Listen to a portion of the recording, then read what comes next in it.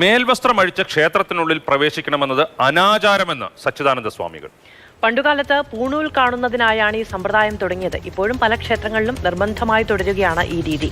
അത് തിരുത്തണമെന്നാണ് ശ്രീനാരായണ സമൂഹത്തിന്റെ നിലപാടെന്നും വർക്കല ശിവഗിരി തീർത്ഥാടന സമ്മേളനത്തിന്റെ ഉദ്ഘാടന വേദിയിൽ സച്ചിദാനന്ദ സ്വാമികൾ പറഞ്ഞു.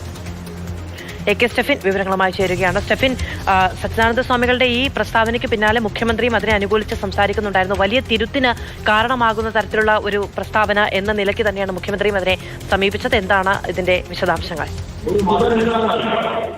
മധു, ശിവഗിരി തീർത്ഥാടനത്തിന്റെ സമ്മേളനത്തിന്റെ അധ്യക്ഷ പ്രസംഗ സമയത്താണ് സച്ചിദാനന്ദ സ്വാമികൾ ഇത്തരത്തിൽ ഒരു കാര്യം ഉന്നയിച്ചത്. പ്രത്യേകിച്ചും മേൽവസ്ത്രം അഴിച്ച് ക്ഷേത്രത്തിൽ പ്രവേശിക്കണം എന്നൊരു നിർബന്ധം പല ക്ഷേത്രങ്ങളിലുമുണ്ട്. ചില ശ്രീനാരായണീയ ക്ഷേത്രത്തിലും ആ ആചാരം ഇപ്പോഴും തുടരുന്നുണ്ട്. അത് പഴയ കാലത്തെ പൂണൂൽ കാണിക്കുന്നത് ആണ് ഈ സമ്പ്രദായം തുടങ്ങിയത്. ഇത് അനാചാരം എന്ന കാര്യത്തിൽ തർക്കമില്ല. അതുകൊണ്ട് തന്നെ കാലാനുസൃതമായ ഒരു മാറ്റം അക്കാര്യത്തിൽ ഉണ്ടായാൽ നല്ലതാണ് എന്നൊരു നിർദ്ദേശമാണ് അദ്ദേഹത്തിന്റെ ഭാഗത്തു നിന്ന് മുന്നോട്ട് വെച്ചത്.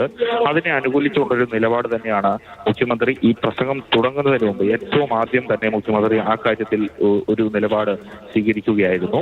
ആരാധനാലയങ്ങളിൽ ഉടുപ്പൂരിയെ കടക്കാൻ പാടുള്ളൂ എന്നൊരു നിബന്ധന പൊതുവെ നിലനിൽക്കുന്നുണ്ട് പല ക്ഷേത്രങ്ങളിലും. അത് അദ്ദേഹം അംഗീകരിച്ചുകൊണ്ട് തന്നെ കാലാനുസൃതമായ മാറ്റം വേണമെന്ന് ശ്രീനാരായണ സമൂഹം ആവശ്യപ്പെടുന്നു. അത് ഒരു വലിയ സാമൂഹ്യ ഇടപെടലായി മാറാനുള്ള സാധ്യതയുണ്ട്, വലിയൊരു ചർച്ചയ്ക്ക് വഴിവെക്കാനുള്ള സാധ്യതയുണ്ട് എന്നുള്ളതാണ് മുഖ്യമന്ത്രി പറയുന്നത്.